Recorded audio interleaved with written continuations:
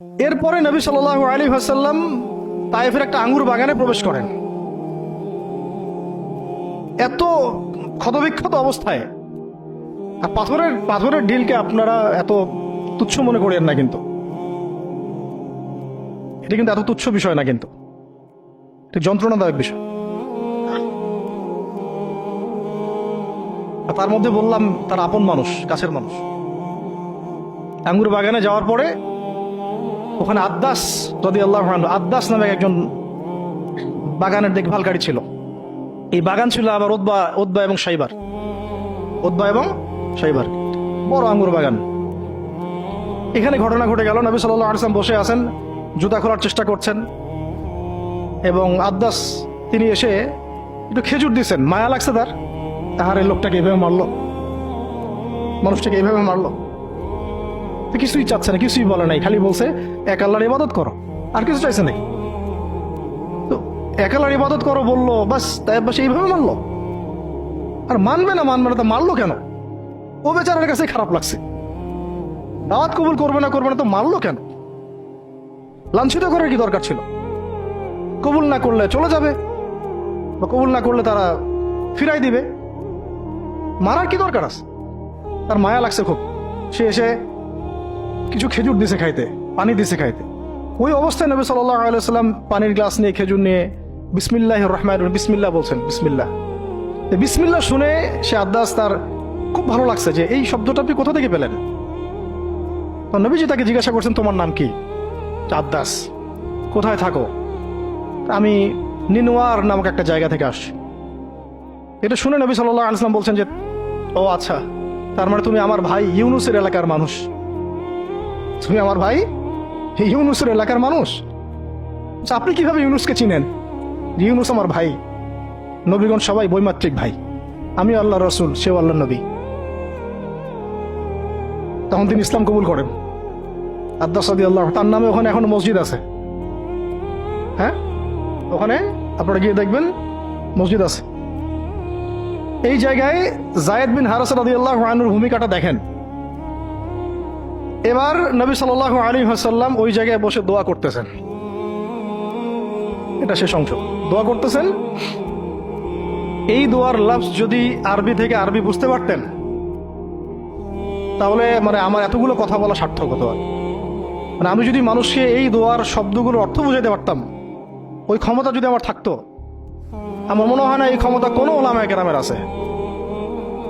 আমার মনে হয় না এই ক্ষমতা কোনো ওলামায়ে কেরামের আছে যে এই দোয়ার শব্দগুলো আওয়ামকে বুঝাই দিবে, এক্স্যাক্টলি সেই ফিলিংস এবং ইমোশন বুঝাবে, এমন ক্ষমতা আমাদের কাউকে দেওয়া হয় নাই।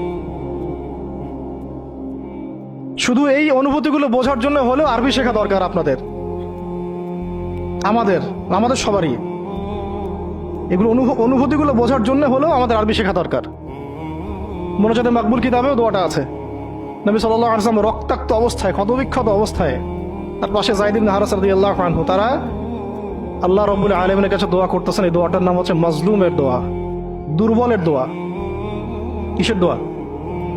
দুর্বলের দোয়া। দোয়ার শব্দগুলো এমন ছিল, আল্লাহুম্মা ইন্নাকা তাসমাউ কালামি, আল্লাহুম্মা ইন্নাকা তাসমাউ কালামি।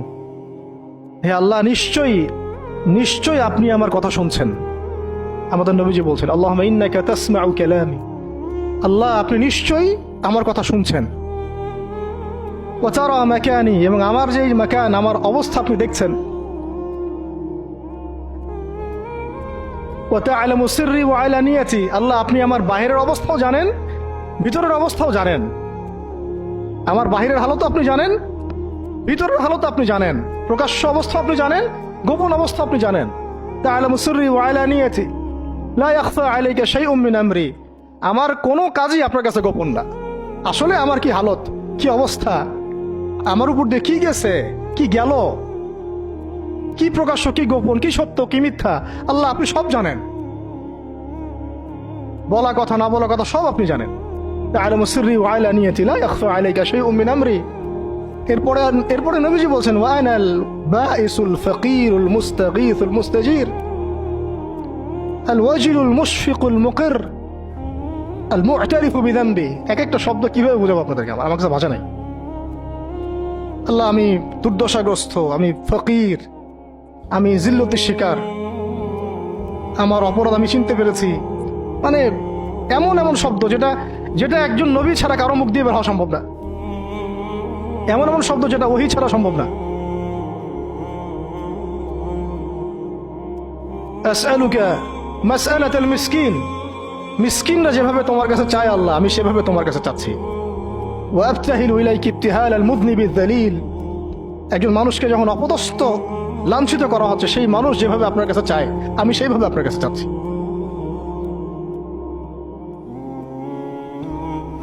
আরো অনেক শব্দ আছে, মাঝখানে লাইন আছে। একটা জায়গায় আছে অনেক বড় দোয়া, আল্লাহুম্মা ইয়া খায়রাল মাসউলিন ইয়া খায়রাল মুআতিন ইলাইকা আশকু দুআফা কুওয়াতি। এই অংশটা সব কিতাবেই আছে সিরাতের। আল্লাহুম্মা ইলাইকা আশকু দুআফা কুওয়াতি, আল্লাহ আমি তোমার কাছে আমার শক্তির অক্ষমতা প্রকাশ করতেছি। মানে আমার যে শক্তি নাই এখন, তাইবাসী আমার সাথে এগুলা করলো, আমার তো শক্তি নাই এখন, আমার এই শক্তির অক্ষমতা আল্লাহ আমি তোমার কাছে প্রকাশ করতেছি।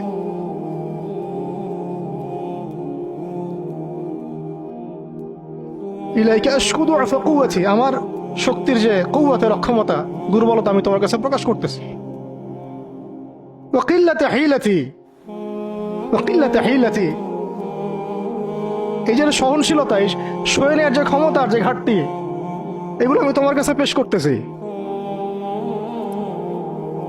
ওয়া হাওয়ানি আলান নাস, ওয়া হাওয়ানি আলান নাস, আর এই যে পুরো মানুষ, তায়েফের পুরো মানুষ আমার সাথে যা করলো, তাদের সাথে লড়াই করার যে আমার অক্ষমতা, বা তাদেরকে বুঝানোর যে অক্ষমতা আমার, তাদেরকে যে আমি বুঝাতে পারতেছি না, এটা যে আমার অক্ষমতা, এই হালত আমি তোমার কাছে পেশ করতেছি।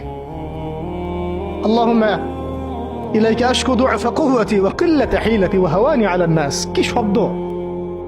বলছি ইলা মান তাকিলুনি, আল্লাহুম্মা ইলা মান তাকিলুনি, আল্লাহ তুমি আমাকে কাদের হাতে ন্যস্ত করলা, আল্লাহ তুমি আমাকে কাদের হাতে ন্যস্ত করলা। ইলা আদুইন বাঈদিন ইয়াতাহাজ্জামুনি, আমাকে ঘর থেকে এত দূরে এনে, সেই মক্কা থেকে কত দূরে, আমাকে ঘর থেকে এত দূরে নিয়ে এসে আল্লাহ তুমি তোমার শত্রুদের হাতে আমাকে ন্যস্ত করলা। ইয়াতাহাজ্জামুনি, যারা চতুর্দিক থেকে আমাকে পাথর মারতেছে। কি আবেগ দোয়ার মধ্যে, কি ভাষা, কি লফজ! ইলা আদুইন বাঈদিন ইয়াতাহাজ্জামুনি, তুমি আমাকে আল্লাহ ঘর থেকে বের করে এত দূরে নিয়ে আসলা, শত্রুদের হাতে সোপর্দ করলা, তারা আমাকে চতুর্দিক থেকে পাথর মারতেছে।